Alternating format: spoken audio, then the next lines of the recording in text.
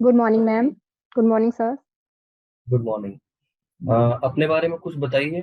आपने क्या ग्रेजुएशन में क्या किया है और कहाँ से आप बिलोंग करते हो?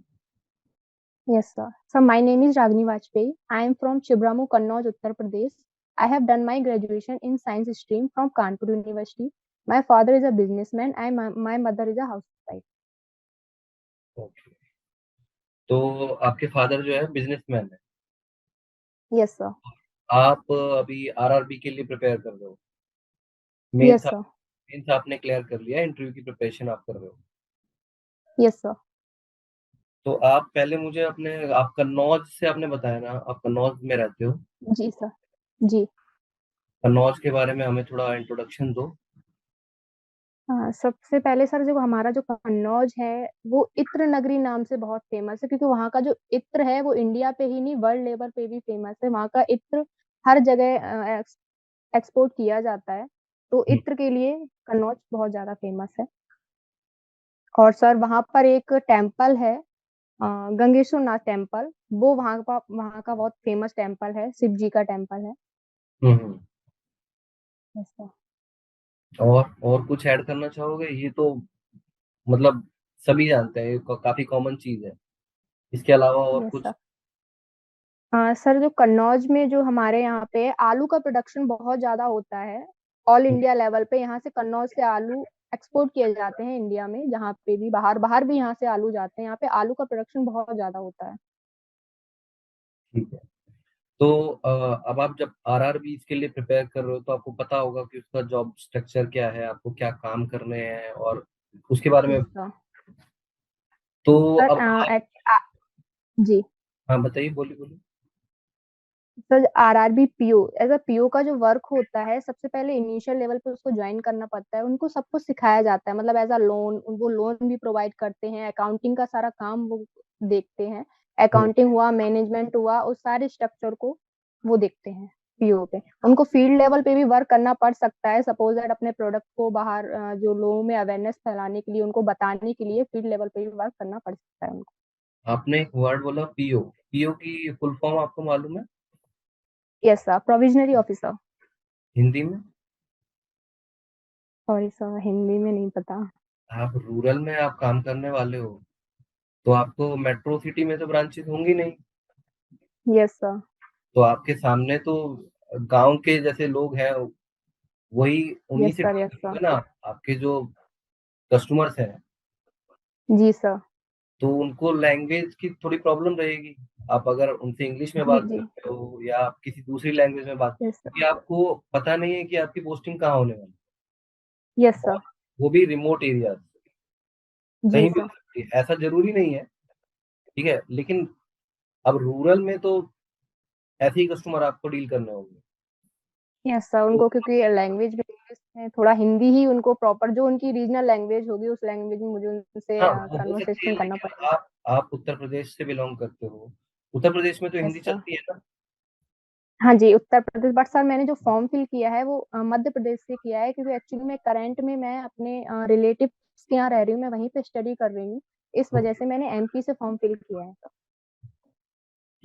फॉर्म फिलअप किया है, ठीक है, लेकिन अभी जी। जो बैंक्स के जो है ना, जो मर्जर हो रहे हैं, उसमें पता नहीं है कि आपका जो रूरल बैंक में आपकी पोस्टिंग आती है, वो in yes sir. Future 5 years के बाद कौन से बैंक में मर्ज हो जाए और आपको कहाँ पोस्टिंग मिल जाए।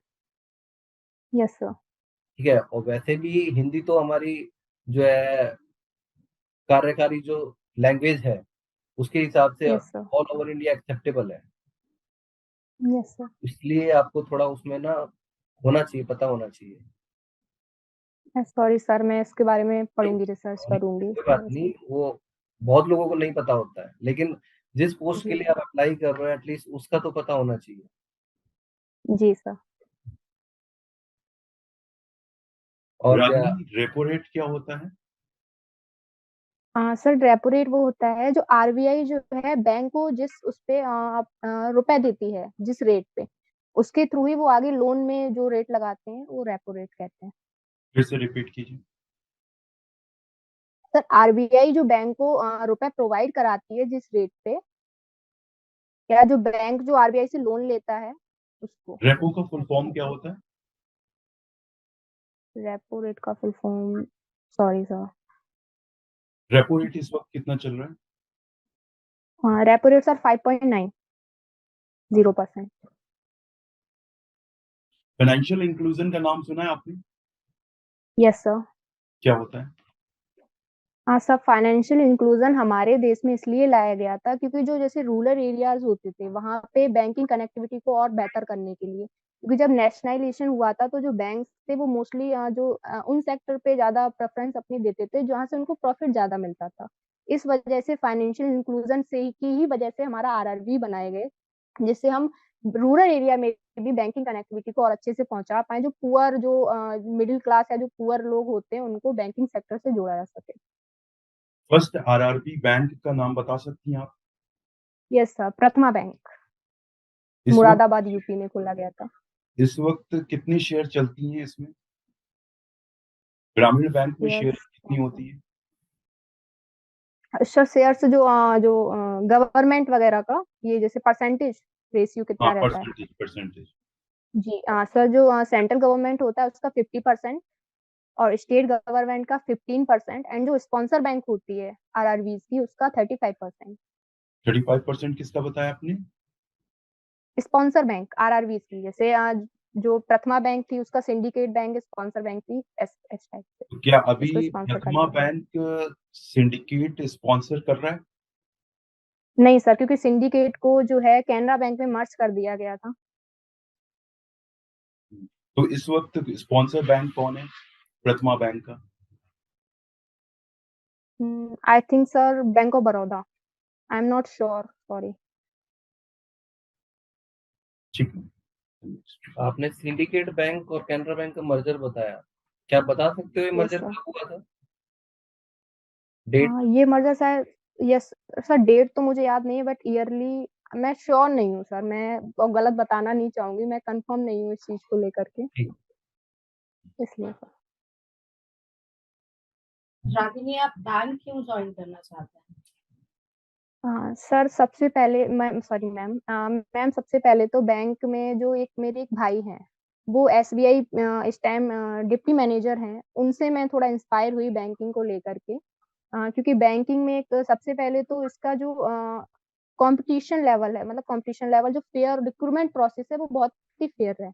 मतलब इसमें बहुत, अगर आप अच्छे से प्रिपेयर कर रहे हैं तो अप टू 1 ईयर में आप इसमें सिलेक्ट हो सकते हैं अदर सेक्टर को लेकर के।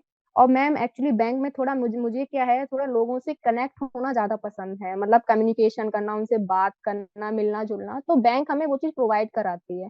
और इन रूरल एरिया जो गांव के लोग होते हैं, मेरा उनका थोड़ा अलग से अटैचमेंट है, क्योंकि वो बहुत ही प्योर होते हैं, बहुत ही ऑनेस्ट होते हैं, उनको समझाना, बहुत अच्छे से बात करना मुझे ज्यादा अच्छा लगता है, इसलिए वजह से मैंने बैंकिंग ज्वाइन किया। मतलब आपको कस्टमर सर्विस का ज्यादा यस मैम। आप वो देना जी चाहते हैं। आप बैंक गए जी। हैं? Yes ma'am. मैं अपने, मेरी जो ब्रांच है जहाँ पे मेरा अकाउंट है मैं वहां भी गई हूँ, इन रूरल एरिया मेरे फादर का जो अकाउंट है मैं वहां भी गई हूँ। तो मुझे सबसे ज्यादा अच्छा लगता है मुझे रूरल एरिया में, बिकॉज वहाँ पे जो लोग सम टाइम जैसे अब बैठे होते हैं, कुछ लोग ऐसे आते हैं जो मतलब एजुकेटेड नहीं होते, उनको जैसे कुछ रुपए वगैरह निकालने होते हैं, तो वो जैसे कोई बैठा है फ्री में तो वो उनसे बोलते हैं कि अगर हमारा फॉर्म फिल वगैरह कर दीजिए, तो मुझे एक अच्छा लगता है, वो बहुत ही प्यार से बेटा ये कर दीजिए, या बहुत मुझे अच्छा लगता है ये सब चीजें, उनके साथ बात करना, वो बहुत अच्छी बातें भी कभी कभार बहुत अच्छे से बताते हैं। आपको ये दो चीज अच्छी लगती है, इसके अलावा बैंक में क्या क्या चैलेंजेस हो सकते हैं और होते हैं, वो कुछ बता हाँ सकते सर। यस मैम, बैंकिंग में चैलेंजेस हो जैसे हो सकता है फ्रॉड, फ्रॉड का सबसे ज्यादा बैंकिंग में, जैसे इन रूरल एरियाज में हम बात करें तो वहाँ पे अवेयरनेस कम होती है, जैसे उनको अवेयर बहुत कम होता है, सपोज दैट उनको उनके पास एटीएम अगर उन्होंने अपना अलॉट करा लिया, तो उनके अगर अवेयरनेस कम होगी तो इस वजह से उनका फ्रॉड होने के चांसेस ज्यादा होते हैं।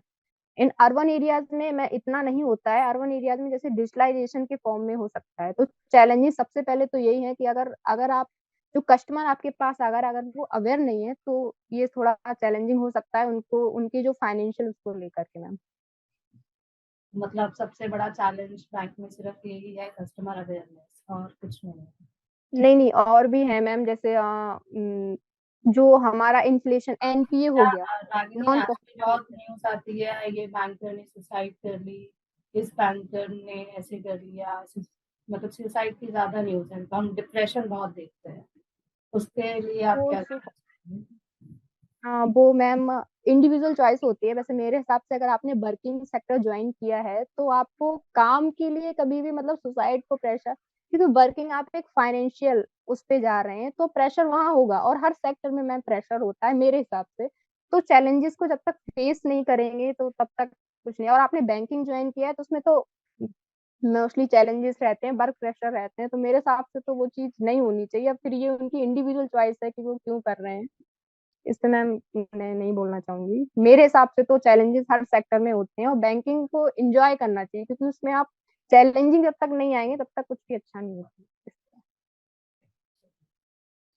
तो रागिनी, आपके फादर किस चीज का बिजनेस करते हैं?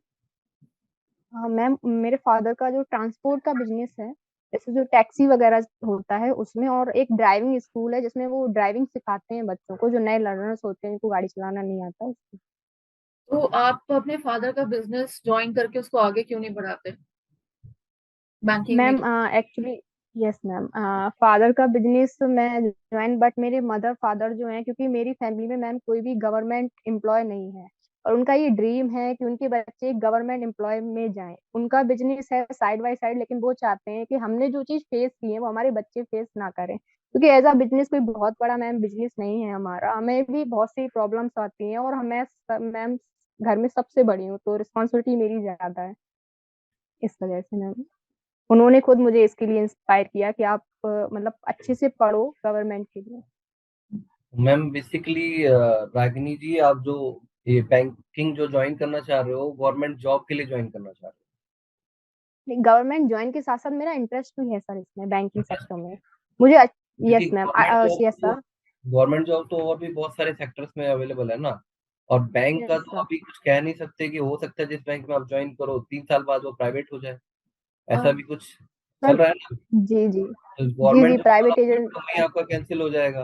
आप टीचिंग में भी तो जा यस सकते हो, सर। अगर आपको गवर्नमेंट जॉब ही चाहिए, बैंकिंग में फिर क्यों हाँ, आ रहे हो? क्योंकि हम ये जैसे, मैं जी हाँ, अब हम जैसे यूपी हो गया, एमपी, और यहाँ पे यही धारणा चली आ रही है ना कि लेडीज के लिए जो सेफ जॉब है वो टीचिंग की है, वो गवर्नमेंट भी है। यस तो आप एज यस अ सर। चैलेंज जो है आप बैंकिंग में जा रहे हो, ठीक है। आप बैंक जी में सर। गए हो, आपका उसमें इंटरेस्ट है, वो एक अच्छी बात है, इंटरेस्ट होना भी चाहिए।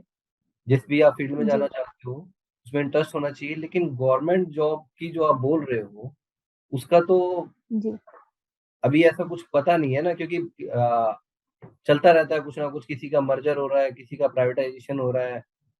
तो उसका आप क्या थिंकिंग जी है? सर, सबसे पहले तो जो गवर्नमेंट जॉब है, क्योंकि फादर मदर को इतना ज्यादा नहीं, उनको बस ये है कि हाँ आप एक सेल्फ डिपेंड हो जाएं, गवर्नमेंट में आपको सिक्योरिटी मिल जाए।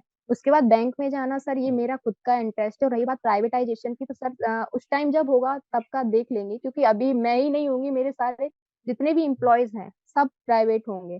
तो ये एक पर्सनल इशू नहीं होगा, ये पूरा मतलब होल इशू होगा। तो जब सबका इशू हो जाता है तो सर कोई ना कोई सोल्यूशन भी निकल आता है इस चीज का।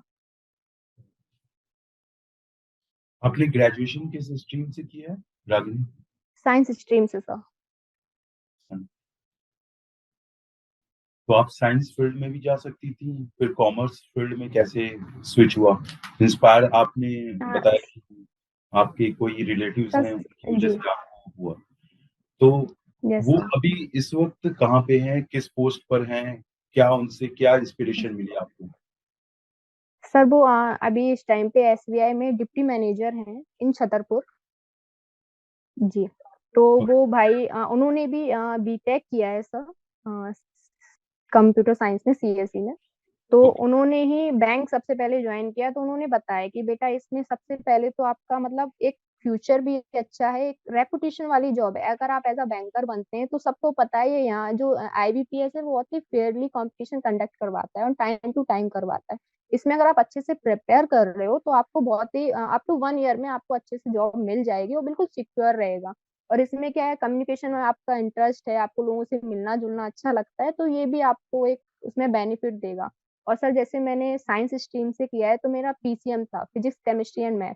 तो मैथ्स जो है ना वो मुझे लगता है कि बैंकिंग सेक्टर में कहीं ना कहीं जो है हेल्प करेगा एज अ कैलकुलेशन अकाउंटिंग वगैरह में, इसलिए सर।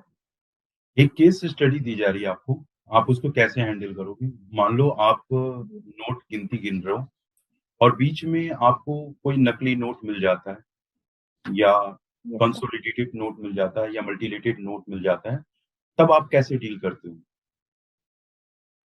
उस सिचुएशन को सर कैसे जैसे handle करते वो जो नोट है सर, क्या मुझे कस्टमर ने दिया है, हो? हाँ, मतलब जो कस्टमर ने कस्टमर दिया। पैसे जमा करके? हाँ, हाँ, जी जी। तो सर जैसे सबसे पहले तो जैसे कैशियर पे उस टाइम पे जो हमारे जो काउंट करते हैं हम, उस टाइम पे अगर हमें पता चल जाता है, अगर हमारे पास सामने वो कस्टमर है, तो हम उनसे बोलेंगे कि सर आपका ये नोट नकली है, या फिर इसमें ये चीज दिक्कत है, तो आप इसको थोड़ा चेंज कर लीजिए, या इस आप हिसाब उस से। और मतलब वो जो व्यक्ति जमा कर रहा है वो बहुत बड़ी मात्रा में नकली नोट लेकर आया है, मतलब 1,50,000 के अराउंड वो 1 लाख जमा कर रहा है और जी 50,000 के आसपास नकली नोट है। तब के केसेस जी। में क्या आप उस तो व्यक्ति की शिकायत करेंगी या फिर ब्रांच मैनेजर से मिलेंगी या आप क्या करेंगी उस सिचुएशन में? हाँ, सर सबसे पहले तो मैं अपने जो सीनियर्स हैं उनको इस बारे में जानकारी दूंगी कि सर ऐसा है, फिर हम लोग उनसे बात करेंगे कि मतलब ये उनको किसी ने दिया है या फिर मतलब ऐसा, अगर हाँ अगर वो इसमें पाया जाता है कि वो उनके खुद के हैं, वो यहाँ पे फ्रॉड करने के उस पे आए हैं, तो हम उनके खिलाफ कंप्लेंट करेंगे। और ये सर डिसीजन जो रहेगा वो सीनियर का रहेगा, जो वो डिसीजन लेंगे मैं उस केस पे काम करूंगी सर। ओके। जी।